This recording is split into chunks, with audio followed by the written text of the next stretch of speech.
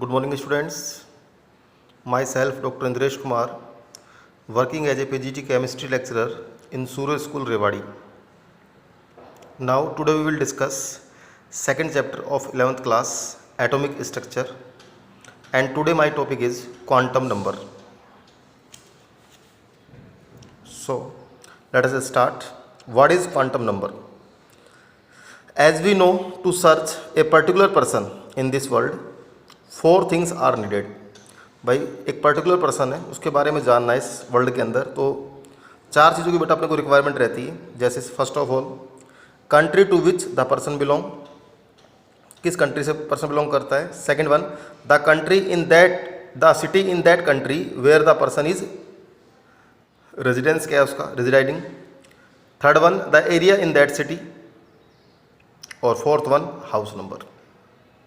ऐसे ही अगर अपन बात करें इलेक्ट्रॉन की, similarly to locate the position, comma nature and energy of N electron in the atom, 4 identification number are required and these identification number are called quantum number. तो आपको ध्यान रखना है, जो एक इलेक्ट्रॉन एटम के अंदर प्रेजेंट है उसकी पोजीशन क्या है, उसकी नेचर क्या है और उसकी एनर्जी क्या है. तो इन आइडेंटिफिकेशन नंबर को अपन क्या बोलेंगे बेटा, क्वांटम नंबर. तो देखिए स्टार्ट करते हैं. फर्स्ट जो क्वांटम नंबर है, प्रिंसिपल क्वांटम नंबर, इंडिकेट करेंगे बेटा इसको स्मॉल एन से. ठीक है, किसको बताएगी, सेल्स के बारे में बताएगी. सेल्स का मतलब ऑर्बिट्स. ठीक है, किसने डिस्क्राइब किया, गिवन बाय बोर. क्या बताना चाह रहा है quantum number, it's represent the name comma size and energy of shell. Name comma size and energy of the shell to which electrons belong. और वैल्यू ऑफ एन की बात करें तो लाइज बिटवीन 1 टू इनफाइनाइट. तो देखिए ये मैंने यहाँ पर मेंशन कर दिया स्मॉल एन, ये यहाँ पर सेल है. और मैक्सिमम इलेक्ट्रॉन आइडेंटिफाई करने के लिए क्या करेंगे, फॉर्मूला यूज करेंगे 2n². तो एन की वैल्यू मैंने ले ली सपोज यहाँ पर 1 2 3 4. सेल्स इंडिकेट कर रहा हूँ KLMN, जो आप ऑलरेडी डिस्कस कर चुके हैं, यानी first shell, second shell, third shell और फोर्थ सेल. तो फर्स्ट सेल में मैक्सिमम इलेक्ट्रॉन 2, 8, 18 और 32. तो ध्यान रखना, प्रिंसिपल क्वांटम नंबर मेनली किसको बता रही है, सेल को बता रही है. सेल का मतलब क्या होता है बेटा, orbit. Is that clear. Second पे आते हैं. सेकंड क्वांटम नंबर का जो नेम है, एजीम्यूथल क्वांटम नंबर बोल दीजिए, एजीम्यूथल क्वांटम नंबर, या फिर बोल दीजिए एंगुलर क्वांटम नंबर, या बोल दीजिए बेटा सब्सिडरी क्वांटम नंबर. सबसे पहले इसको रिप्रेजेंट किससे करेंगे, स्मॉल एल से रिप्रेजेंट करेंगे, गिवन बाई सोमरफेल्ड. और ये किसको बताएगी, it represent the shape of sub shell and orbitals.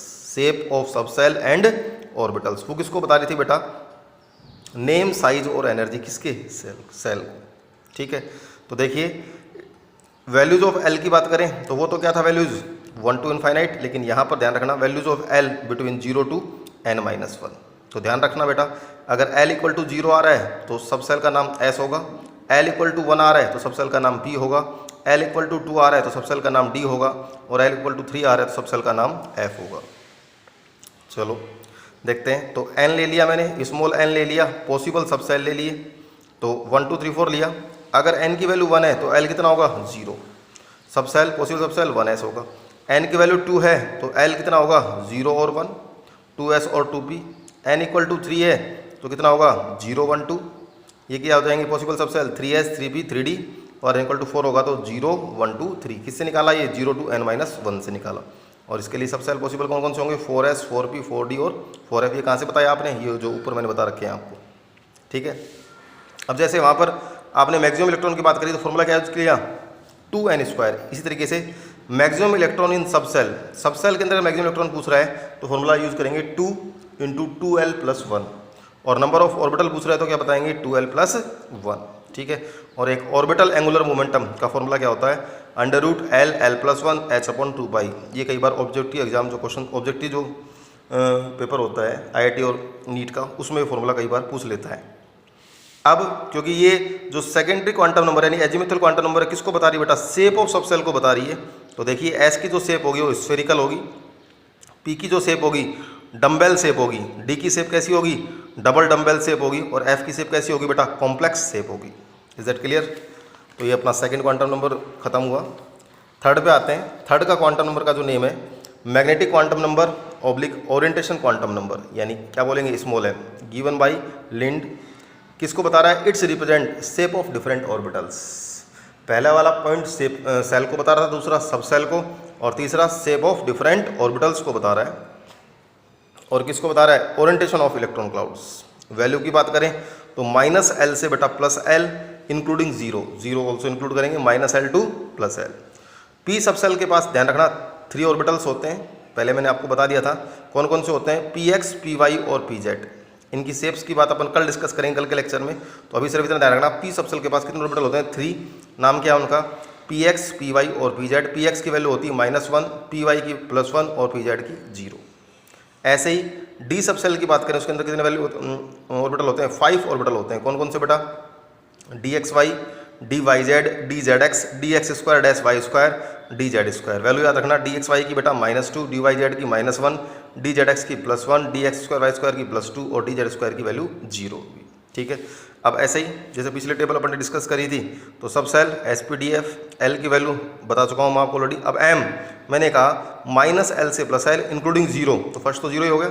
जब 1 है तो -L से +L, तो -1 0 +1।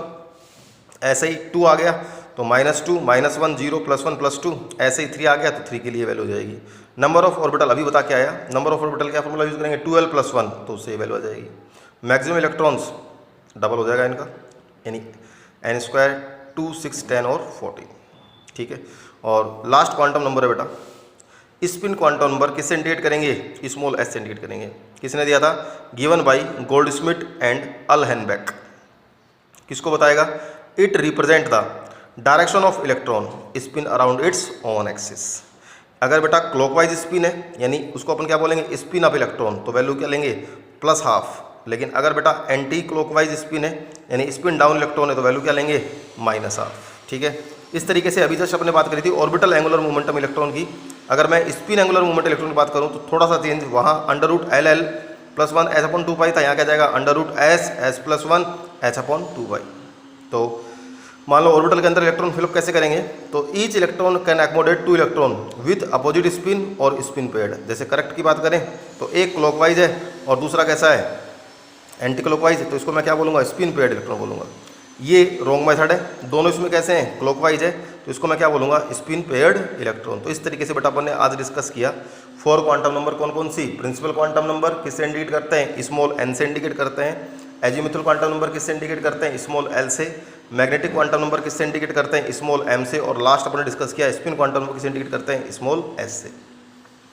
कल मैंने लास्ट क्लास के अंदर आपको डिस्कस किया था इलेक्ट्रॉनिक कॉन्फ़िगरेशन कैसे राइट डाउन करना है आपको, लेकिन उसके अंदर एक एक्सेप्शन आ गया था। मैंने आपको कहा था क्रोमियम और कॉपर के अंदर बेटा 4 और 9 नहीं आएंगे, तो आपको ध्यान रखना है in d sub shell does not fill up 4 and 9 electron. देखिए कैसे, ये मैंने ले लिया D4, अभी जस्ट बताया डी के अंदर कितने ऑर्बिटल होते हैं? 5 ऑर्बिटल्स होते हैं, तो मैंने 5 बना दिए, ये इधर भी 5 बना दिए। अब डी ये 4 लिख दिया, ये 5, तो D4 का मतलब 4 इलेक्ट्रॉन फिलअप कर दिए, D5 का मतलब 5 इलेक्ट्रॉन फिलअप कर दिए। अब ध्यान से देखना, ये 4 इलेक्ट्रॉन है। अगर मैं यहाँ पर एक्सचेंज एनर्जी की बात करूँ तो ये जो पहला इलेक्ट्रॉन है ये कितने इलेक्ट्रॉन से एक्सचेंज हो सकता है बेटा? 1 2 और 3, तो 3 वैल्यू आ गई। दूसरा इलेक्ट्रॉन सिर्फ 2 से एक्सचेंज हो पाएगा, तो 2 आ गई। और तीसरा इलेक्ट्रॉन सिर्फ 1 से एक्सचेंज हो पाएगा, तो 1 आ गया। तो इस तरीके से 3 + 2 + 1 कितना आ गया? टोटल एक्सचेंज एनर्जी 6 आ गया। इसके अंदर देखें, ये जो फर्स्ट इलेक्ट्रॉन है कितने से एक्सचेंज कर सकता है? 4 से। सेकंड कितने से कर सकता है? 3 से। थर्ड कितने से कर सकता है एक्सचेंज? 2 से। और लास्ट 1 से। तो 4 + 3 + 2 + 1 कितना आ गया? एक्सचेंज एनर्जी 10 है। तो बेटा जिसकी एक्सचेंज एनर्जी ज़्यादा उसकी स्टेबिलिटी भी क्या होगी? ज़्यादा होगी। इसलिए ध्यान रखना D4 लेस होगा किससे? D5 से। इसलिए D4 फिलअप नहीं करेंगे, क्या फिलअप करेंगे? D5। D5 का मतलब होता है हाफ फिल्ड और D10 का मतलब होता है फुल फिल्ड। तो आपको ध्यान में रखना है, इंपॉर्टेंट कंसेप्ट है, half filled and fully filled orbitals is more stable. Is that clear? तो ये कल की क्लास का लास्ट जो एक्सेप्शन रह गया था क्रोमियम कॉपर में, जिस तरीके से अपन ने 5 और 10 इलेक्ट्रॉन भरे थे, उसके लिए मैंने आपको बता दिया है जिसकी बेटा एक्सचेंज एनर्जी ज़्यादा होगी उसकी स्टेबिलिटी भी क्या होगी? ज़्यादा होगी। थैंक यू बेटा, हैव ए नाइस डे।